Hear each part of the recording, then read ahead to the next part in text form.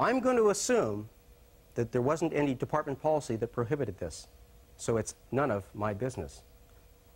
What was the best answer? Keep it simple. Start there anyway. If the oral board wants to drive you away from that, let them. I saw one of our candidates a couple of weeks ago at a test in Northern California, and he said, Captain Bob, you told me that this could happen. I didn't believe you when you said it, but what I told him was to drive, fly, go any test he could, get his script set up, practice, practice, practice, rehearse, and keep going at it, be the Energizer Bunny, and things would happen. He'd had the material about 3 weeks, 2 weeks maybe, and he went to Colorado, and he took a test up there. Came out 37 on the list. He had been running about 86 on the list. So his first test after that, boom, he comes down to 37. About 3 weeks later, he took another test in Northern California, came out number 3. So he was all jacked up because when I saw him, he said, guess what happened last week? I said, what? He says, I got a special delivery letter. I thought it was for a product I ordered, mail order. So I went down to the post office. It was a background check for this city outside of Denver, Colorado. He was going forward in the process. He says, 3 days later, I'm on a long-distance call, and call waiting beat me. I almost didn't take the call, but I did. It was the other fire department in Northern California where he was number 3 on the list, and they said, can you make the Chiefs roll next Monday? Could he make it? Yes.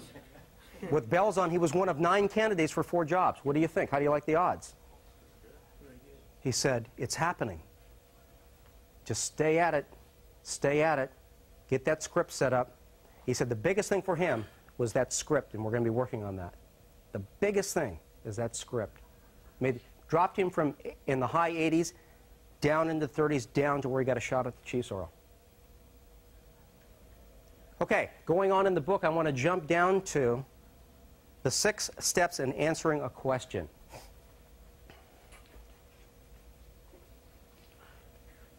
There are 6 ways to answer a question. First of all, you've got to actively listen to the question. I've sat on oral boards and I've watched candidates. They'll step on the question. They'll run past the question. They'll analyze the question so much they'll get analyst paralysis. And they don't know how to decide how to answer the question. Well, first of all, you need to actively listen to the question. That's step 1 in the 6 steps. I got to tell you guys right up front that men are not good listeners. Ask the women. They'll tell you. We are not good listeners. And you'll watch it in candidates. You'll be giving them a question, and once they figure out the solution before we've given them all the information, you see, yeah, I got this one, you know. And they haven't got all the information. See, guys, we're looking for the solution. Once we find the solution, we stop listening. That's what gets us in trouble with women. Because women aren't always looking for a solution. They just want a good listener like their girlfriends. So be that good listener. Actively listen to the question, the complete question. When you're actively listening to the question, your blood pressure will rise and your respiration will increase. It's a learned skill. So number 1, actively listen to the question. Number 2 in this process is understand the question. Make sure you understand the question. If you don't understand the question, ask them to repeat the question or rephrase the question. You get to do that. Unless it's one of these things where they give you some information first and they tell you we're only going to read this once. That's when they're looking for word comprehension. But most of the time you'll be able to ask that it be repeated.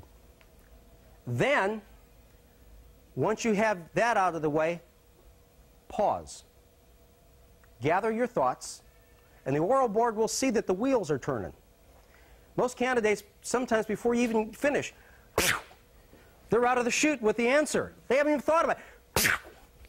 You know, and they've stepped all over it, and they got it wrong, and they think later, oh, I blew that one. Pause. It's acceptable. Now, it might seem like an eternity, but take that opportunity. This is your spot. You've got 20 minutes in there for a 25-year career. Take it. Now, there are times that you don't want to use the pause, when they ask a question like, I had a candidate one time, I asked him his name. He went, You don't want to use that there. Don't use that one there. Okay, then,